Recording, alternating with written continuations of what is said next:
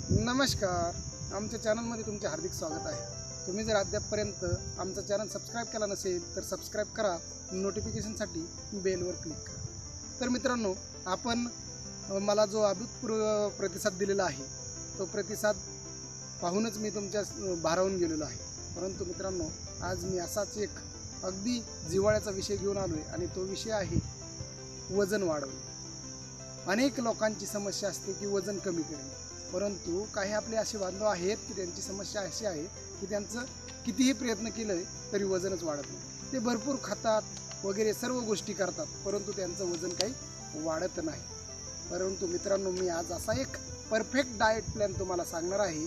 तो diet plan जर तुम्ही फॉलो केलात तर तुमचं वजन एका महिन्यामध्ये 5 किलो तर वाढलंच पाहिजे। परंतु तुम्ही म्हणाल की नेमका तुमचा डाएट प्लॅन काय आहे? तर मित्रांनो, ह्याच्यामध्ये 6 ते 8 अक्रोड आपण घ्यायचे आहेत का, त्याच्यानंतर काजू घ्यायचे आहेत आणि ते रात्री आपण भिजत घालायचे आहे। आणि ते भिजत घातलेले जे काजू असतील, अक्रोड असतील, ते काजू आणि अक्रोड आपण सकाळी उठल्याबरोबर त्याचं सेवन करायचं। तुम्ही म्हणाल की भिजत कशामुळे घालायचे? तर भिजत घालण्याचं कारण म्हणजे त्याच्यातली जी पौष्टिकता आहे ती पौष्टिकता वाढण्यास मदत होते। तसेच त्याचं आपले जे पचन आहे ते पचन अत्यंत वेगाने होतं आणि असं जर पचन जर आपलं झालं तर अत्यंत उपयुक्त असे फायदे आपल्याला होते। आपलं 5 किलो वजन तर वाढणारच आहे। आपण उठल्याबरोबर ते काजू आणि बदाम जे भिजत घातलेले होते ते घ्यायचे, त्याच्यामध्ये अक्रोडही असणार आहेत। त्याच्यामुळं आपण ते भिजत ठेवल्यामुळं आपलं जी पौष्टिकता आहे ती पौष्टिकता वाढण्यास मदत होणार आहे आणि पौष्टिकता वाढल्यानंतर आपलं वजन वाढणार आहे। परंतु आणखी भिजवल्यामुळं आपले त्याची पचन जी होण्याची क्रिया आहे ती अगदी व्यवस्थित होणार आहे। त्यानंतर आपला जो 7 ते 8चा टाईम आहे तो म्हणजे व्यायाम करण्याचा टाईम आहे। आपण कोणत्याही प्रकारचा व्यायाम करू शकता। सायकलिंग करा, त्यानंतर जॉगिंग करा, त्यानंतर स्विमिंग करा।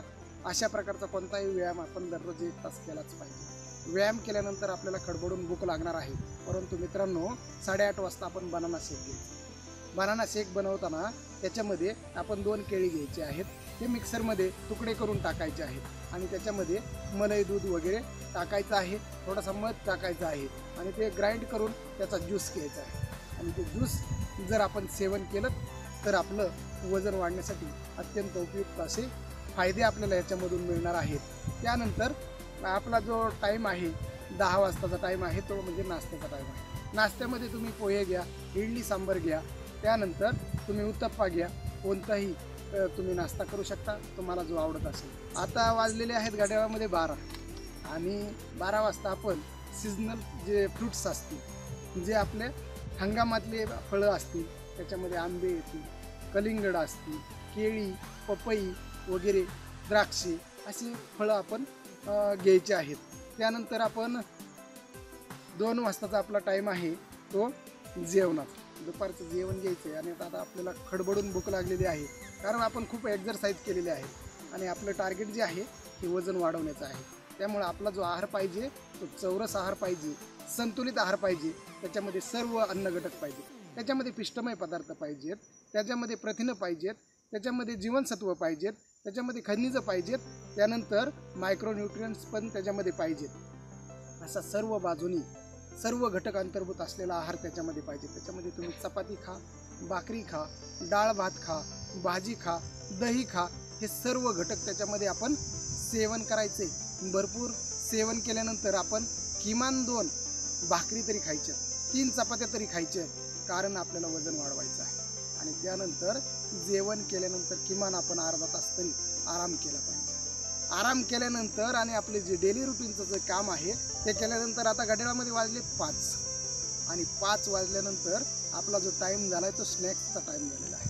आणि त्या स्नॅक्समध्ये आपण घेणार आहोत चहा, त्याच्यामध्ये आपण खारे घेऊ शकतो, रोस्टेड खारे घेऊ शकतो, कुकीज घेऊ शकतो।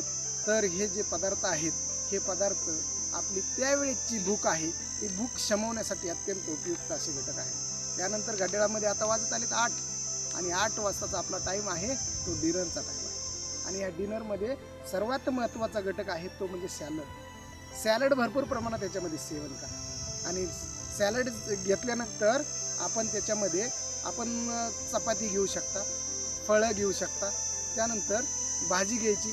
सर्व आहार जो आहे तो दुपारच्या तुलनेत थोडासा कमी ठेवा, कारण संध्याकाळी आपण झोपताना थोडासा कमी आहार घेतला तर त्याचं व्यवस्थित पचन होईल. तुम्ही जर जास्त प्रमाणात घेतला तर त्याचं पचन होणार नाही. त्याच्यामुळं तुमचं फक्त पोट वाढेल, तुम्ही लठ्ठ व्हाल. पण आपल्याला आपली शरीर सुधारायचं आहे, आपल्याला वजन वाढवायचं, आपल्याला लठ्ठ वगैरे आगडबंब व्हायचं नाही. तर मित्रांनो, त्याच्यामध्ये तुम्ही थोडासा आहार कमी ठेवा.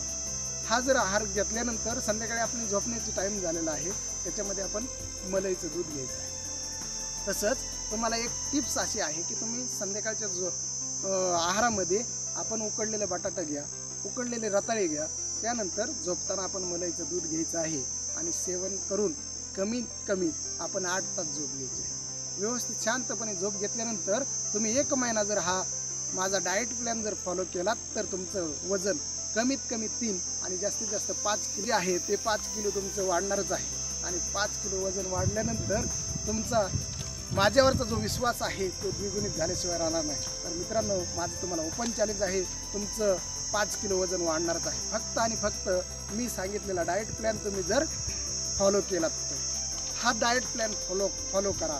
तसेच जे आपले बांधव आहेत, तुडतुडे आहेत, वाळलेले आहेत आणि हे जे बांधव आहेत ह्यांना आपली तब्येत आपल्यासारखी बनवायची आहे, त्यांच्यासाठी हा डाएट प्लॅन अत्यंत उपयुक्त असा डाएट प्लॅन आहे. तुम्ही हा डाएट प्लॅन तुमच्या नातेवाईक, सगळे सोयरे, मित्र यांच्यापर्यंत पोहोचवा.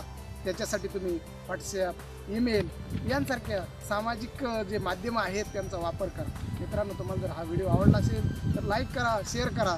तसेच आमचा चॅनल सबस्क्राईब करायला मात्र विसरू नका. नवीन विषयासह लवकरच भेटत आहोत. तोपर्यंत नमस्कार, टेक केअर, बाय बाय.